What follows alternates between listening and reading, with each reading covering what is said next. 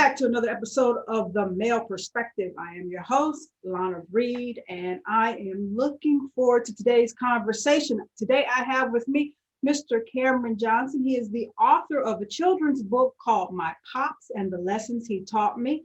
It is a book about the relationship between and bond between Black father and son from infancy to young adulthood. So I can't wait to talk about this. But first and foremost, because my mama did raise me right, I got some manners. Welcome to the show, Cameron.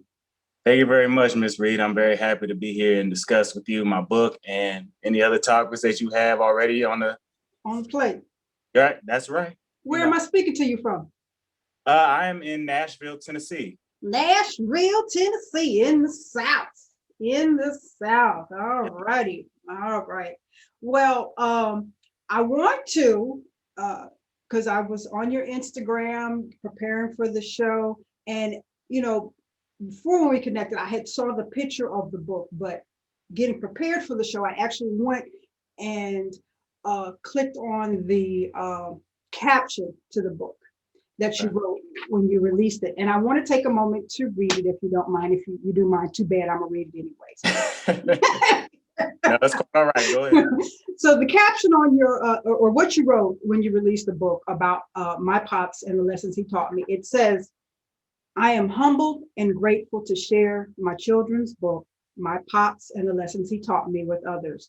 I started writing this book last year to deal with my emotions in regards to losing my pops to colon cancer in 2017.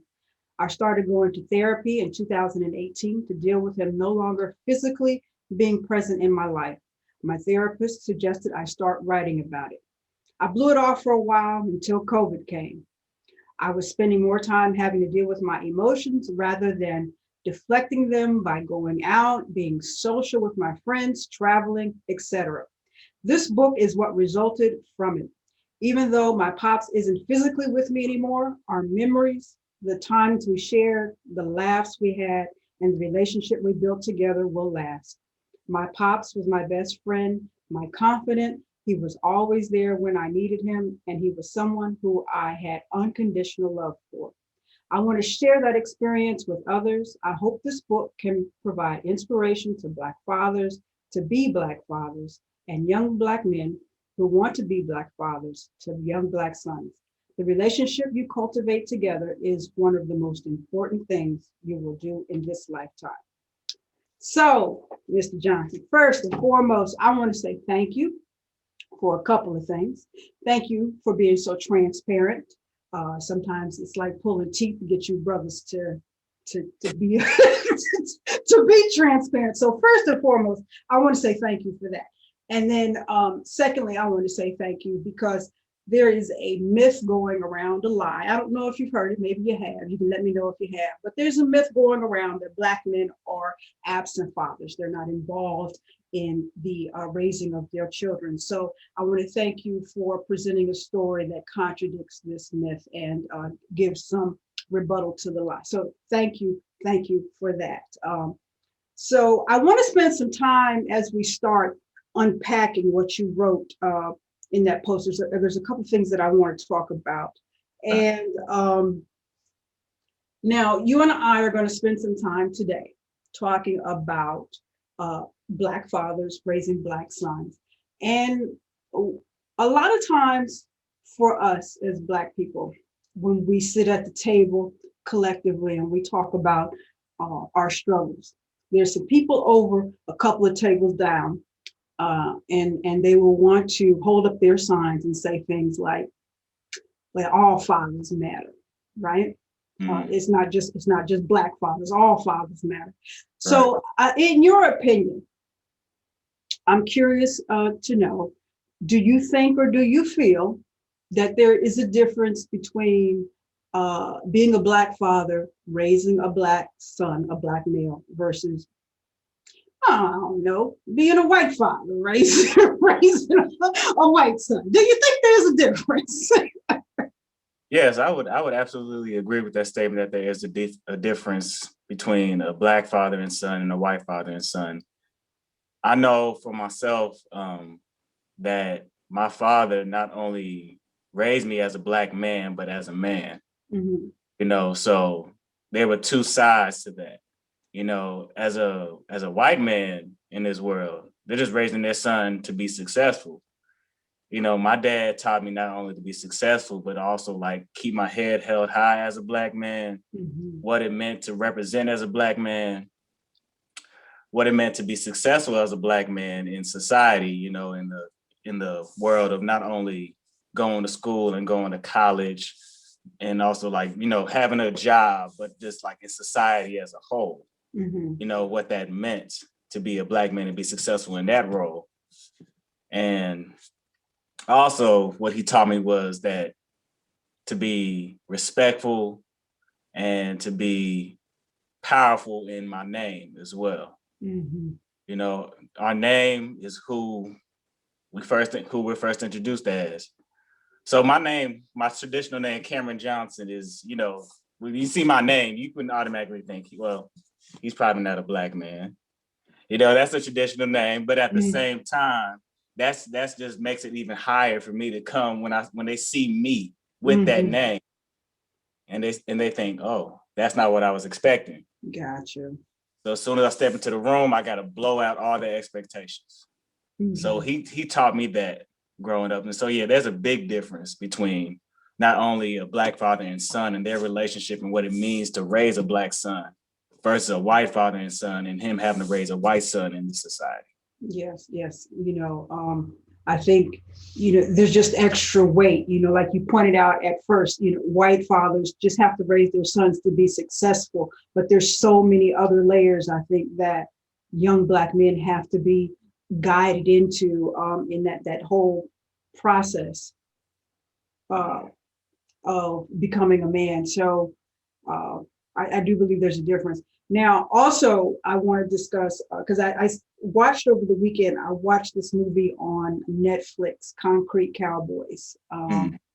and I don't know if you've seen it or heard about it yet. But there's a scene in there where let me see if I can do this without giving too much of the movie away. But there's a scene in there where it's a Black mother. She's raising her son by herself, and he's consistently having some problems with school.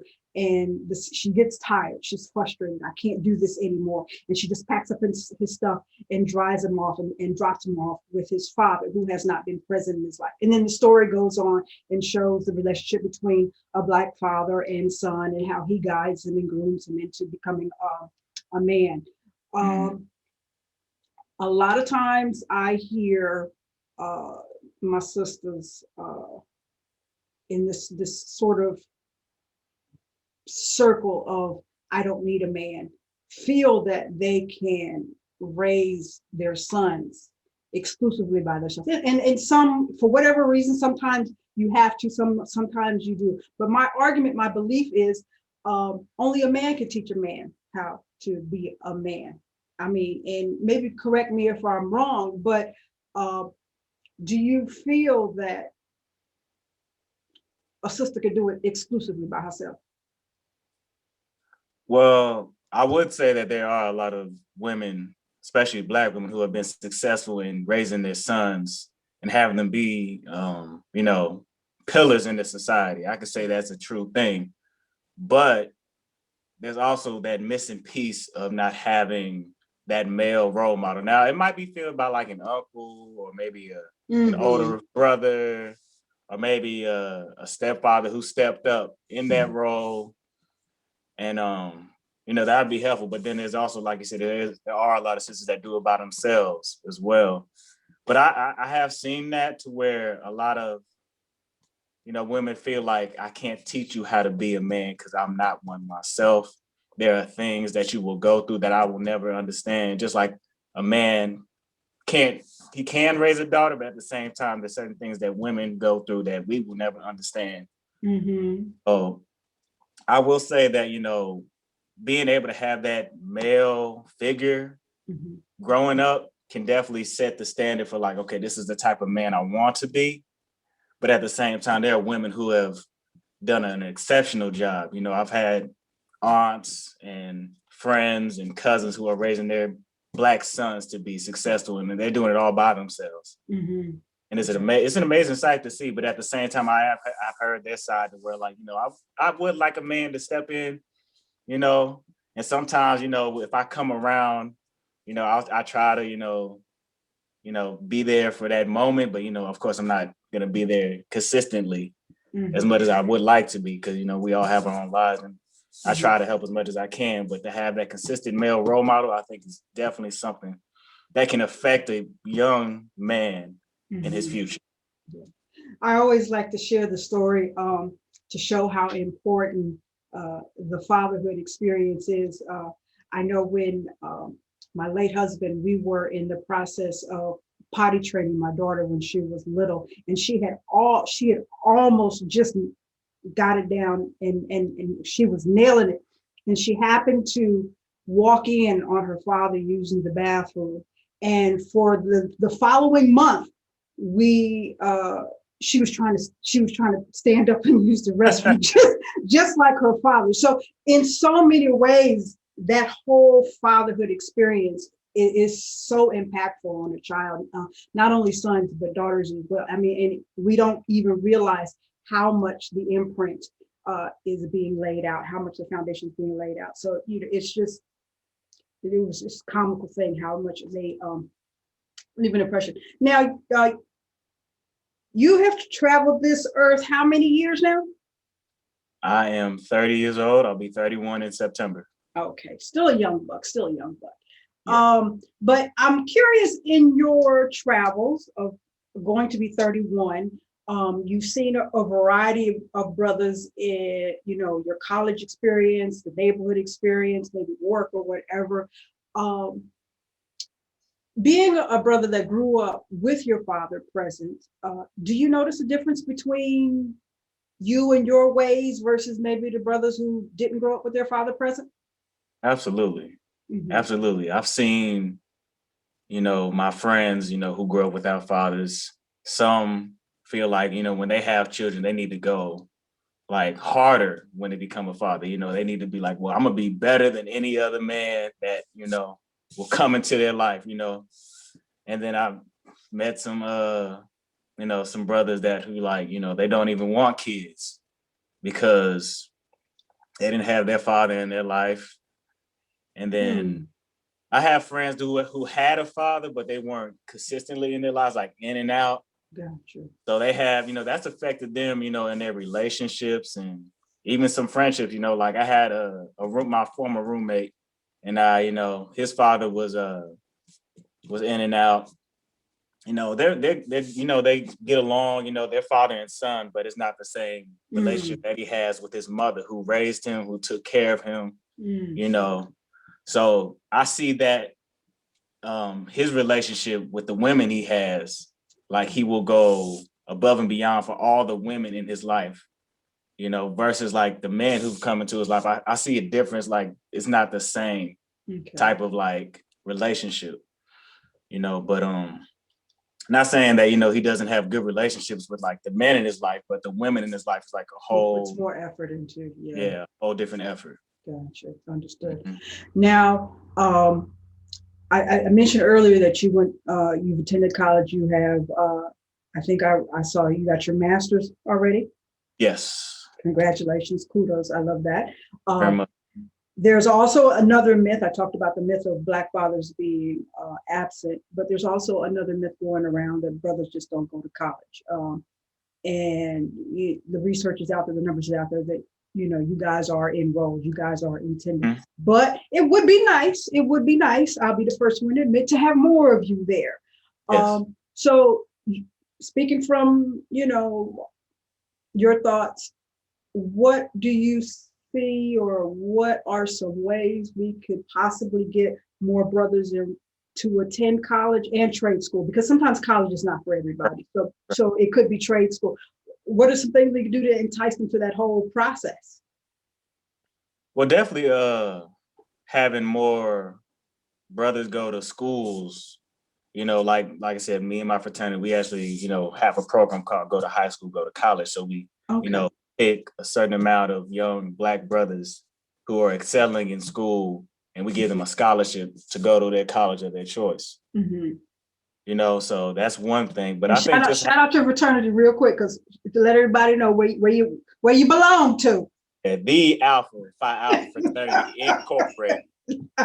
Okay, go ahead. So y'all give out scholarships to encourage the young guys to go to college. Yes, absolutely. But that is one thing. But also just having, I guess, like having an implementation program for colleges.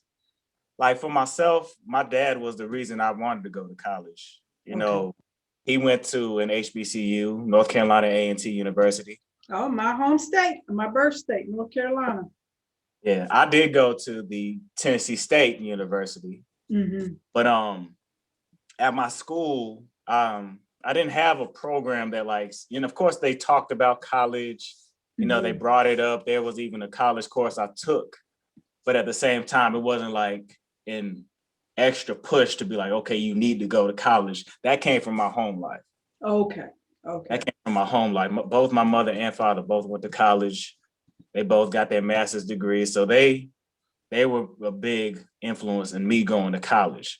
Okay. So I would say that there needs to be more implementation programs in high schools and even middle schools about college. I mean, even like in elementary schools, like the mention of like college would be, something to put into their brains. But then also like the opportunity for trade schools, I think needs to be pushed more nowadays, because people want to go into business for themselves. They want to make their own money. They don't want to, work for a corporation. Some still do, but right now I've been seeing all through social media, people becoming entrepreneurs, or they starting their own businesses, or they're thinking about getting into trading for themselves. They're not thinking about, well, if I go to college and get a good degree, I'll get a job. That's becoming more old school now. But at the same time, I think there's still a benefit in going to college. But like you said, it's not for everybody. Not for But I definitely feel that the college experience is something I would never trade. Like I said, I went to an HBCU. I made lifelong friends. I made connections.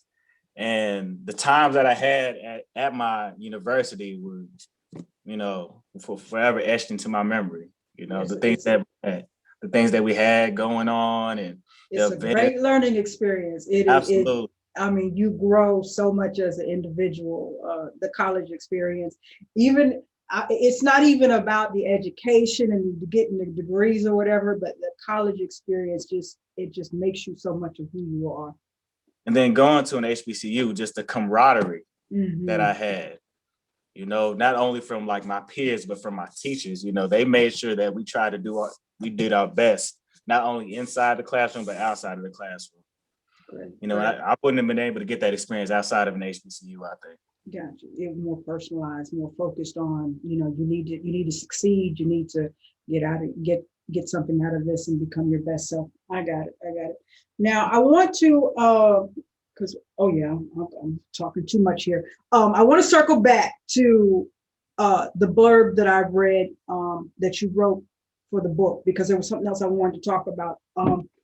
And you mentioned that in order to deal with your father's passing, that you sought the assistance of a therapist, which is a very new, unique, novel concept for a Black man, because it's very hard for us to kind of get you guys to go sit in that chair and seek therapy and talk to somebody about your problems. So I want to know what made you open to it, and how do we encourage brothers to because I mean, even like relationships, we can't get you guys to go sit to counseling, your own personal things you can't. So help me out here. Okay. So well, actually, after my father passed, I did not go immediately into therapy. Like I said, I went to therapy in 2018. And the reason I went to therapy was after I lost my father that following year, I lost a very close friend of mine as well, which was all of a sudden. So I was dealing with that along with my father passing, and I just didn't know what I was going to do. I could talk to my friends, I could talk to my family, but then at the same time, I had to sit and stew with my feelings and my emotions. And then eventually I reached out to a friend of mine who went to a therapist, and she passed along her therapist's information. And so I eventually called her my therapist, who is a Black woman.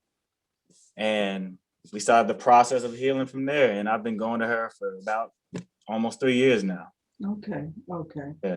Awesome. So I mean, it took not only losing my father, but also losing someone else who was close to me, and not being able to deal with those emotions. Like I couldn't deal with it by going out. I couldn't deal with it by, having any of my vices, fill that void. I had to actually go in and think to myself, like, okay, I'm about to break down. What do I need to do for this resolution? Okay. So I went and sought her out, and we've been, rolling ever since. So in your circle of friends, do you think your homies, your buddies, they would be open to getting therapy, or A few of them. a few of them? Few of them. What's the stigma? What's the Well, I mean, it's generational. I mean, my parents, they ended up going to therapy through their pastor, but that wasn't until like me and my sister were almost grown. Before then, I don't think they even went to therapy before that. But like in the Black family, things are, not talked about. They're not expressed. We keep things in house so that we can take care of it. We aren't told, well, you should go see a therapist. You should go to a group session. You should, not even like you should talk to your friends about it. No, you keep this to yourself. We'll talk about it later. Sometimes it's not even brought up later, So, like I said, I have a few friends that I think have thought about going to therapy. Like I do have a close friend who she's been going to therapy now, and I'm glad that she has. And I think that I've been able to help that since I've been, I've talked to my friends about it. I go to therapy. I told them my progress. I've told them what I've been doing, so it's gotten through to a couple people, but like and I think you mentioned that you found a Black therapist, and I think that's very important. And there's a whole field of that's now emerged that Black African American psychology, but we tend to want to sit down with somebody that looks like us because we understand that our problems are unique to us, and you need somebody who can understand where we're coming from. It's very hard to tell somebody who doesn't even understand the complex world that you live in every day, just trying to get out the house and get back home in the skin that you're in. So it's very important that you found a Black therapist, I believe. Yes, absolutely. Absolutely. That connection is unmatched. Okay, awesome. So the therapist is the one that suggested you write the book, or? She suggested that I start writing down my emotions and feelings. Oh, okay. She gives me homework every time we meet. She's like, you need to write this down, or you need to do this. She gives me an activity to do, or she gives me like a project. So, like I said, I think after a while, like I said, during COVID, I couldn't go out. I couldn't do anything. I was like, I had to be in the house. And I work from home too. Like I have a regular 9-to-5 job that I work, and we actually started working from home before before the COVID outbreak. Okay. So, but then before that happened, I was still going out. During the week I would go out. I would meet my friends somewhere. But then when COVID happened, I had to work from home, and then I had to stay home. So I couldn't move around. I was stuck 4 walls. Yeah, just I you. was on one. Yeah, I was on one side. I mean, my roommate was there, but he had his own life outside of me. We have our friendship, but he has his own life outside of me. So I was just me and my 4 walls, and I was getting a little stir crazy. All my emotions, all my thoughts, all my feelings were starting to build up, and I was like, okay, I can't do this. So the last time I talked to my therapist, I was like, okay, I need to do this homework. I need to write down everything.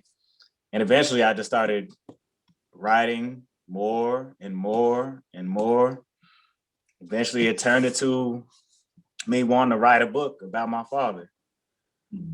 So that's pretty much what it was, being able, just having to sit there and just, write. And then like my thoughts and all my feelings and all my emotions were coming out. And then I was actually, one thing that actually I think pushed me also was that I was listening to a podcast, and they were talking about fathers.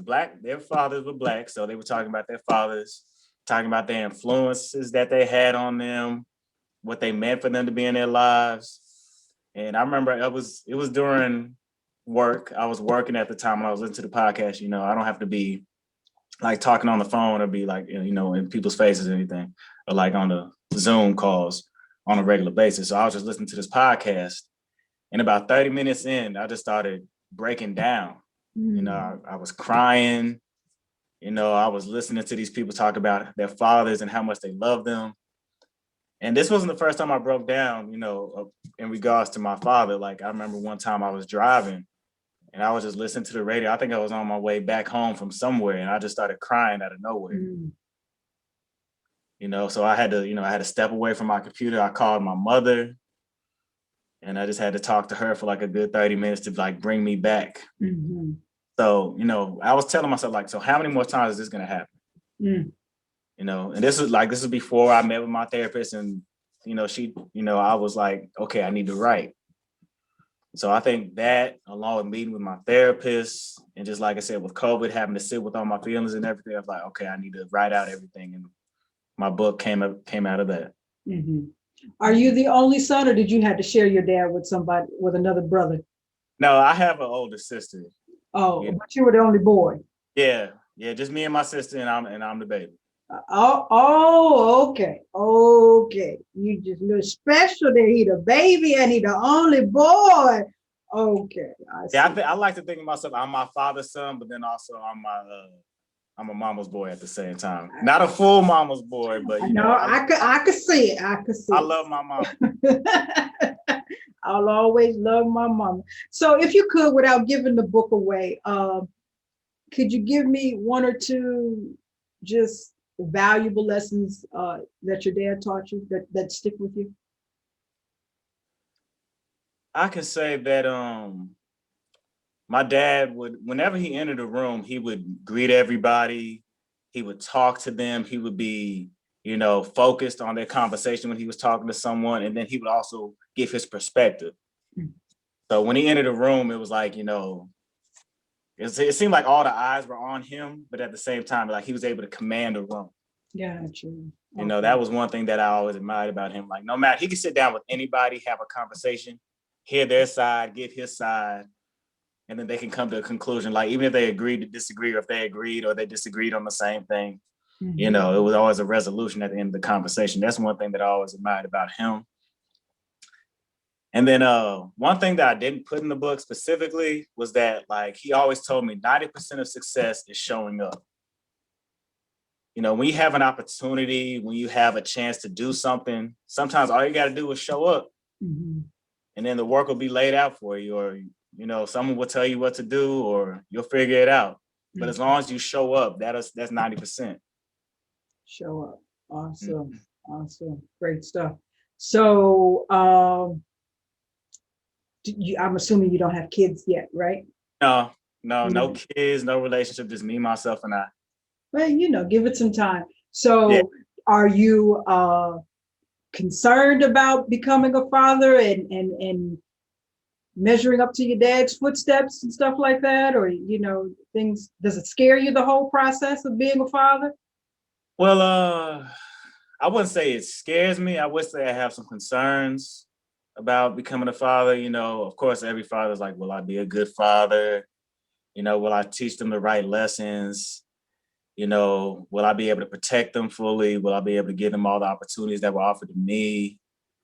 But I definitely look forward to fatherhood. You know, of course, I want to make sure I'm married first, you know, make sure I marry the right person, you know, so that I can, you know, we can build together the lifestyle that we want, so that when we have children, we won't have any like issues there.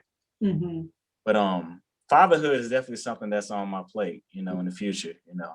But of course, I want to take the necessary steps to get there first. Listening to you talk, you know, because I talk to some people younger than me often, but listening to you talk, I would say that some of the concepts I hear the younger people saying are kind of old and outdated or whatever. You know, I won't wait till I'm married or whatever.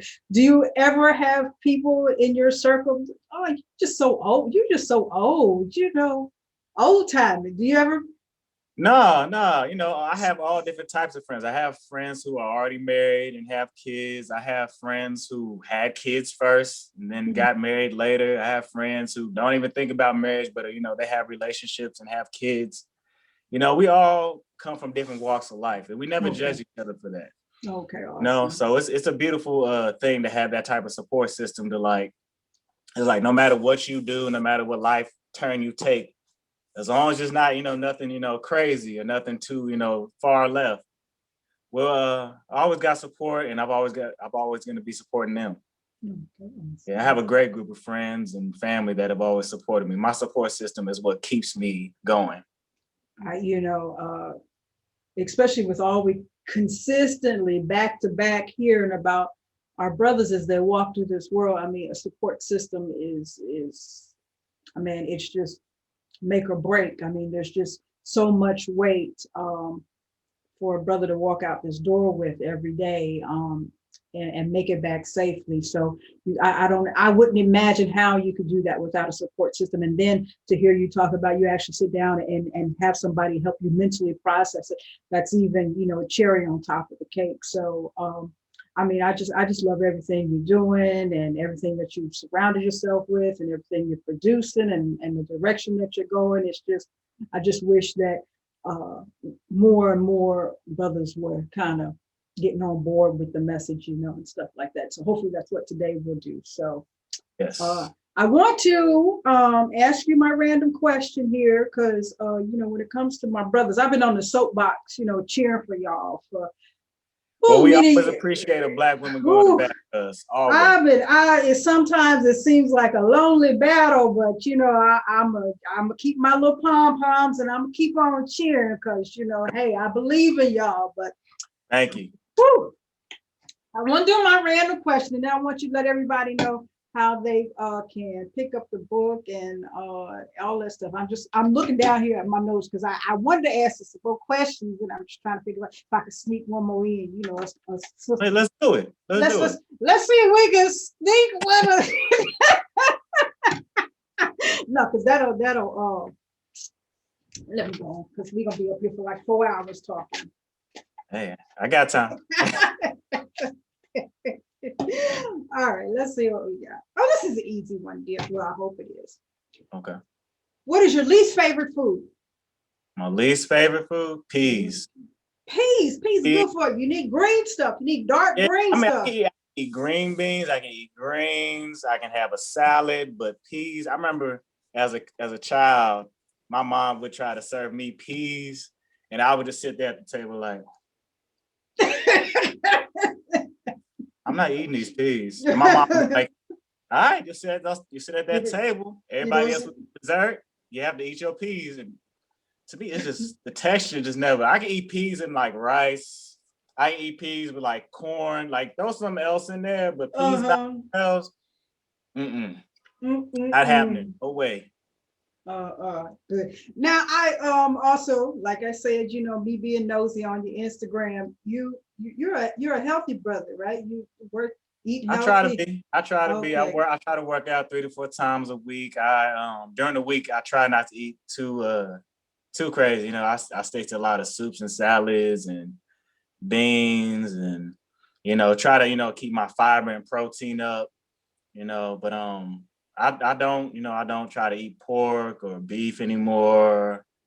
And but yeah, I try to be as healthy as possible. You know, on the weekend I might slide a little bit, you know. A little bit, little something. Well, they got the 80-20 rule. So you're supposed to eat right, you know, Monday through Friday, and then Saturday and Sunday you can splurge. But you know, anything that, you know, we talked earlier about the mental thing, keeping brothers' mental health up to par. But you know, also we got to keep you healthy. So that's another thing when I'm on my soapbox. You know, you guys got to eat. You got to take care of yourself because you know you're prone to high blood pressure and all of that other stuff. So you got to eat right or whatever. So I was very pleased when I saw that. You know, I'm like the old auntie, like, okay, what's the baby doing? Oh, okay, he eating right. Okay, he ate. Okay, so all right, we like that. So I was going through all your Instagram, seeing what the baby was doing. So I'm happy. I'm happy. Mama did right. Mama did right. So that's so. Now, Cameron, Mr. Johnson, Mr. A5A, tell us how we pick up the book, how we can connect with you, and all of that stuff, and how, and also how these young brothers might get the scholarship for the Alpha Phi Alpha. So tell us everything. Just tell us everything. All right. Well, I did create a page for my book at my Popz and the lessons he taught me. You can go there, and then also on my main page, which is now C. Moses the author. I changed my name since I'm an author now. That's C. right. Moses the author. You can find the link there on both pages, and then also eventually it will be on Amazon and Barnes and Noble, so you can purchase there as well in the future. Hopefully that'll be soon. I'm following up on that now. Okay. And well, every local Alpha Phi Alpha chapter should have a program for go to high school, go to college. So you can definitely, research your local chapter, find that information real easy. Okay. And I just want my book to be able to, influence, not only like our people, but like realize that Black fathers are needed. The Black father in the household is a need. I definitely believe that. Like I said, I wouldn't be half the man I am without my father. I wouldn't have been able to reach the certain goals I've had without my father. I mean, I probably wouldn't have written, like I said, I couldn't have written this book without my father. My father was my most, influential person in my life. He was my hero. He was my role model. Like I said, he's my confidant, and I had so much unconditional love for him. Like the times we had, like he was my best friend. We would go to the movies together. We would hang out together. He would put me on his. My father was a baby boomer, so he grew up loving blues and jazz and James Brown, and I grew up on all that music. Oh, you really are old soul. Oh yeah, I have a real old soul. I grew up on all that music, and I love it. I love it. And to hear it now, I mean, it's sampled in all the music today now. So to hear those samples and think about, I heard that with my father. I remember me and my father danced to this song. My father loved to dance. He loved to read. He loved old movies and serials, like Gunsmoke and the old Superman serials and Batman serials back in the day. So, and I never turned down an opportunity to sit with my father and like have time with him. Like that time I could not trade for the world, because I always learned something from him. And I always learned more about him through those experiences. So just to have that time with him, I think that's needed more now than ever. Oh, yes. Yes, indeed. Too many of our Black fathers are being taken away from us through prison, through the prison pipeline, through being killed by the police, or just like, not understanding what it means to be a Black father. That needs to be understood, that being a Black father is more than just being a father. Oh, yes. And I think if not to cut you off, I think if we can get more of us on board to realize that the importance of Black fatherhood, I think also tied into that is Black men need to understand the way they move about in the world has to adjust, because you have to think down the line. If I do this now, how is that going to impact my children down the line, or my wife to be down the line, or my community down the line? Because sometimes we can think it's just about me, but really your actions, what we're seeing with a lot of young brothers and the way they're moving about is sometimes they're taken away too soon, and that just leaves a trail behind of devastation of what we lose as a community of Black people. So and that's in the fatherhood. You mentioned earlier a lot of them, or there's a bulk of them in prison, and just I was reading an article on some of the children and the lifelong struggles that you have from having a father who's there but not there, and it's just a snowball effect. The Black father is so much a value, a presence, a need in our community, and it just trickles out in so many ways. Yeah, and one other thing I want to touch on is that I mentioned earlier that my name holds weight. that's one thing that my father and my mother taught me, that when I go out into the world, I'm not only representing myself, I'm representing my family name. There you go. So if I go into an interview, if I go to meet a new person who I might be interested in dating, if I'm going to socialize with people that I just met, when they meet Cameron Johnson, they're not just meeting me. You know, my dad, my mother, my sister, my aunts, my uncles, my cousins. That family unit is all with me at all times. Mm-hmm. So I always try to put my best foot forward. Right. Now, I might not always succeed, but at the same time, I have that in my mind that when I step out of my door, I'm not just representing Cameron Johnson, I'm representing the Johnson name. Awesome. Awesome. I tell you, you're just like an old soul. So many things I used to hear my great aunties and grandmother tell me all the time growing up. You don't just represent yourself. You represent all of us when you step out the house. And I thought that was just in my generation. So, you know, you're just like an old soul. So it's just, like I said, my parents are baby boomers. And then, you know, I was born into the millennial generation. So I've had that influence on my life all my life. Uh-huh. No, so I skipped a generation. I'm pretty sure there's some people in your age bracket. Cameron, you're so old. Just so old. Well, I've always been told that I've been very mature for my age. Gotcha.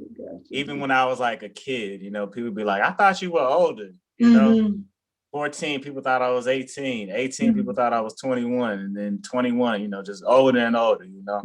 Yes, you know, it's because I carry myself the way my parents taught me and the way that I was raised was what's with me at all times. That's right. Well, they did a good job. You tell mom when you talk to her, said Lana said she did a good job. Oh, yeah. Collectively together, the whole community of Johnsons did a very good job with Cameron. So, hey, kudos to them. As soon as we get off the Zoom call, I'm calling my mom. All righty. She actually just called me too, so I got to call her back. Awesome. So I want to make sure before we go, that's my Popz and the lessons he taught me, but that's Popz with a Z. So whoever's listening, you know, make sure, because, you know, we are creative with our stuff. So I want everybody to know that.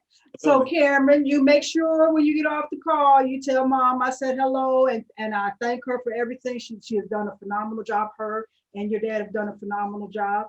And I appreciate you making time for me today. I hope to hear some more big things from you down the line and in the future. So I appreciate you. And I appreciate you for the opportunity to speak my mind and to just connect with you and have this conversation, which I feel, you know, definitely, like you said, needs to be heard, needs to be out in the world. So I definitely thank you and I appreciate you for that. Thank you. I want the world to have more examples of Cameron Johnsons, because sometimes when it comes to brothers, they like to portray images of you that are not favorable. So I want the world to see more Cameron Johnsons. So, you know, hey, kudos to you. Thank you. That's all for this week's episode of The Male Perspective. I'm your host, Lana Reid, and I will see everybody next time.